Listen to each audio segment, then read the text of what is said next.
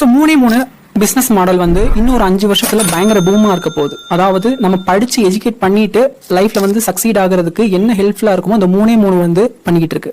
So அது என்னன்னா வந்து ஃபர்ஸ்ட் வந்து கான்டென்ட் கிரியேஷன். நம்ம வந்து கொரோனா டயத்திலேயே வந்து ஸ்டார்ட் பண்ணியிருந்தோம்னா சும்மா இருக்கவங்க ஃபுல்லாமே பார்த்துட்டு பயங்கர வைரல் ஆகி இப்போ ட்ரெண்ட்ல இருந்திருக்கும். பட் லேட்டரா என்னைய மாதிரி ஆரம்பிச்சவங்களுக்கு இதுதான் வழி.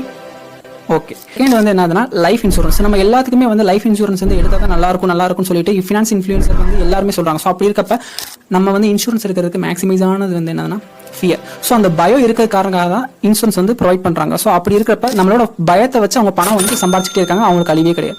அண்ட் ஃபைனலாக தேர்ட் வந்து ஆன்லைன் கோச்சிங். அது ஆன்லைன் கோச்சிங்ன்றது வந்து நார்மலாக எந்த ஒரு இன்வெஸ்ட்மெண்ட்டுமே இல்லாமல் வெறும் நெட்டை மட்டும் வச்சுட்டு நம்மளோட வேல்யூ வந்து எந்த அளவுக்கு நம்ம ப்ரொவைட் பண்றோமோ அது மூலமா வந்து வேல்யூவான அமௌண்ட் வந்து மேக்ஸிமைஸா இருக்கும். ஸோ இந்த 3 தான் வந்து மேஜர் ரோல் பண்ணிக்கிட்டு இருக்கு. ஸோ இது வந்து ஹிடனா இருக்கு. கண்டிப்பா இன்னொரு 3 to 5 இயர்ஸ்ல இது எல்லாருக்குமே தெரியாச்சும். அப்படி இருக்கப்ப இன்னும் கொஞ்சம் பயங்கர பூமாக இருக்கு.